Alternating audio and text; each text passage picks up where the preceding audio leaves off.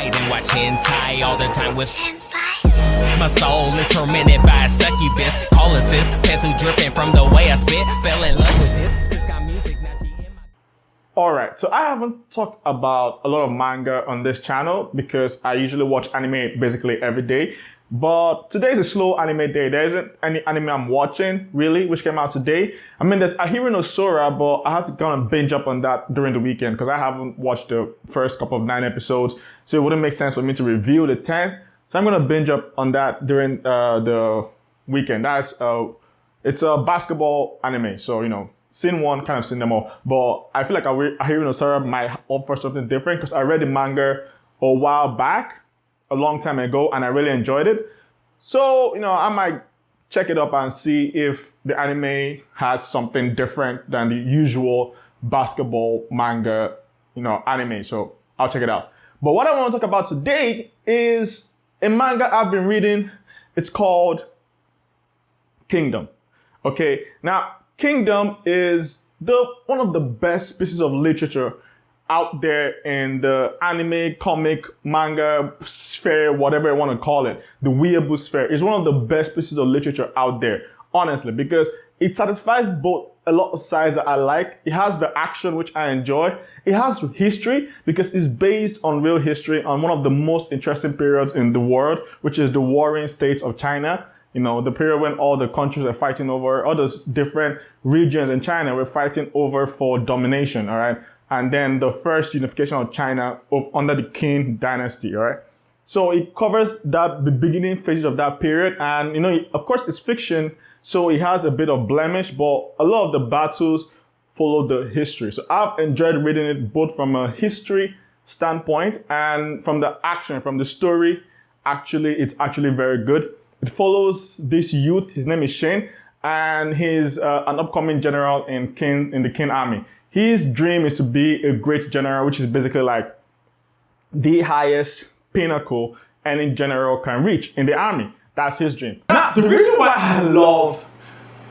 had to speak about this manga today is the episode that came out today felt like a combination of everything that this manga has been exploring the past like 4 or 5 years now since the war with Chu started. I think it's Chu where Reebok is from. It has been an excellent war, and it's like the pinnacle. Now it's not the pinnacle; it's still gonna grow, but it's like there's a real climax point right now because Shin is at this point in his life where he's carrying the legacy of a former great general on his back, and we've always felt like, okay, he has to take the next step to kind of go on to the level of the people he's trying to challenge, okay? Because he's not the level of a general, he's a good general, but we always felt like there's something missing. You know, he has to do a little bit extra in order to be considered to have reached the level where all these other people were, you know, where all these top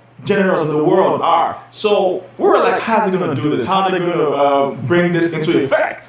And initially, I thought that it would be by him defeating Riboku, or by him defeating some other great general in the world. But what this manga did is it brought this character called Hoken. Okay, now Hoken lies outside the boundaries of great generals, because great generals are usually loyal to the nation. They live for the nation, they fight for the nation, they die for the nation. Those kind of characters. Now Riboku is an outlier. No, not Riboku, sorry. Hoken is an outlier, and the reason is Hoken doesn't fight for the people. Hoken fights in order to get stronger. Okay, he has this inward belief that he wants to become a god. Okay, and in order to do that, he has to become the strongest thing in existence. So he goes after the strongest generals everywhere he can go and just cut them down in order to become the biggest, toughest, most scary character there ever was in any place in the world. Now that is all good and everything, but now he comes across Shin, and remember I told you this guy is the strongest person in the world right now. Strongest, I mean, not in terms of military might, not in terms of strategy, just one-to-one action, or because it's a manga, you know, he can take out like a whole army by himself because it's a manga, and you know they kind of blemish him a little. But he is the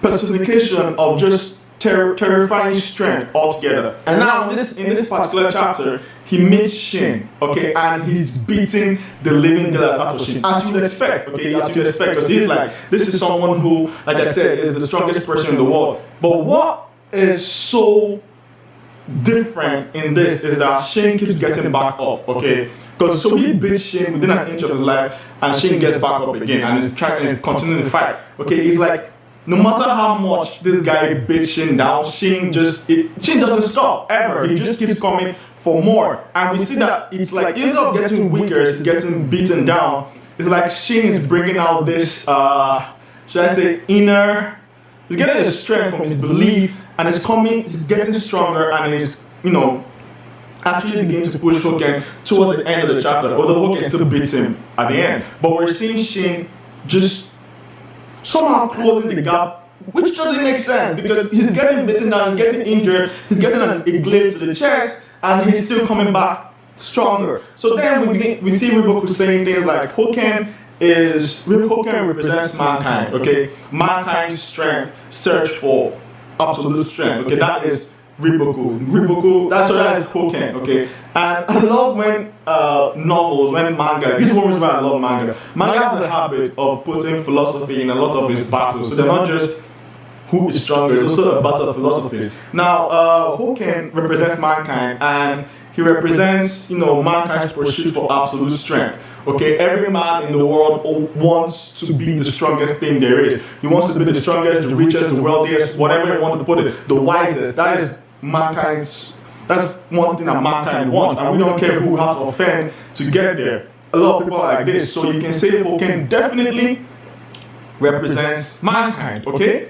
But at the same time, Riboku comes up and says that Shin also represents mankind. Now that leaves you confused a little bit. Now, I'm confused, right? Like, how exactly can this dude represent mankind when Hoken also represents mankind? And I believe they're going to answer that in the next chapter, but I just want to throw out a hypothesis here. Now, I believe that Shin represents mankind's, internal battle against adversary. One, it's like our belief is mankind's struggle, mankind's fight against the inevitable, because as we're men, we're human, okay? I mean, because of that, we're bound to face things in life that are just overwhelming, all right? That will beat us down over and over and over again. That will put us in the ground, get fired from your job, you get dumped by your spouse, your business tanks because of some idiot bankers, shit like that, and it just, because we keep getting crushed, but no matter how bad it gets, we get back up, okay? That is what I believe Shin represents. It's the ability to never give up, okay? Because wanting to search for absolute strength is not the same as never giving up, all right?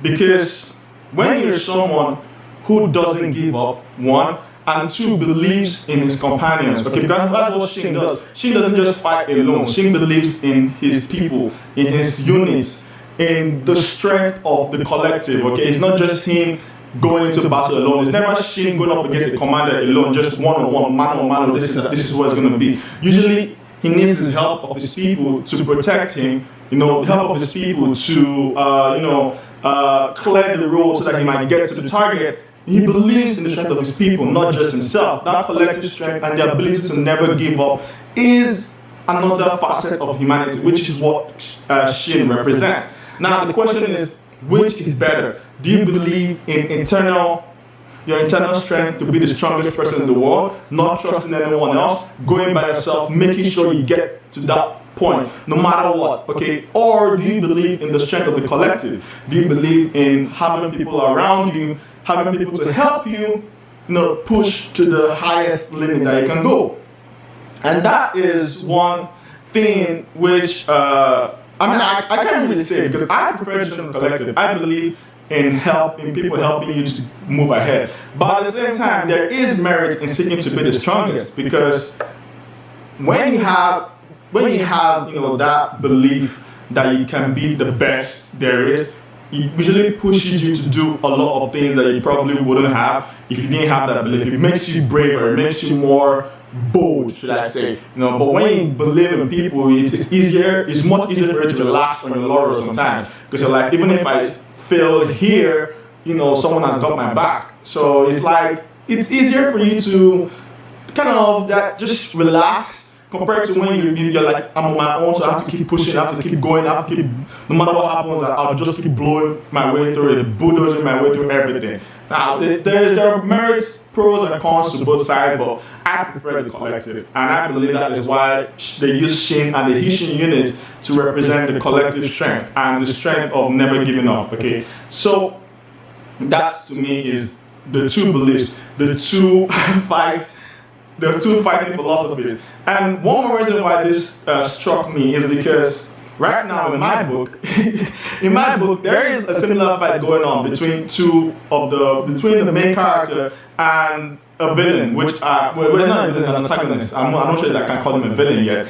He's kind of a villain, I guess. I don't want to spoil it if you really find out. But there's a common fight going on, a similar fight going on between them, okay? It's like, do I fight to be the strongest, or do I believe in the strength of the people around me, okay? In the strength of my family, the strength of my friends, in the strength of my companions, my nakama, if you will, right? And that philosophy, that battle is what makes these animes, these stories so great. And I believe if we can find out, if we can choose, it might also help us in our everyday life, because I believe everyone has this particular, dilemma at some point in their life. Do I go on my own, or do I carry people along with me and believe in them? Because when you carry people along, there are going to be weaker people in that group, definitely. Everyone is going to be as strong as you. There are going to be weaker people in that group. So do you carry them along, which might slow you down sometimes, or do you power alone? It's one of those things. Or is it a combination of both? Just find, I feel like that is a very interesting philosophical point which we can all ponder on over a bowl of Cheerios or Quaker Oats or whatever it is you eat at home. I was thinking about this while drinking coffee. So I just want to make a video on that. I just figured it was something nice. Maybe something to think about. The collective versus the singular. Which is better? I don't know. You let me know. All right. Let me know what you think. If you enjoyed this video, let me know what you thought. Let me know your thoughts in the comments below. My mind is just all over the place today. Okay, and follow me on Instagram, on Twitter, and of course you can read my book on Wattpad for free. And if you want to support me, you can also buy the book. The link will be in the description. Everything is over there. Just go down the description, follow them, and find me wherever I am. Okay, this is Ren signing out. Bye.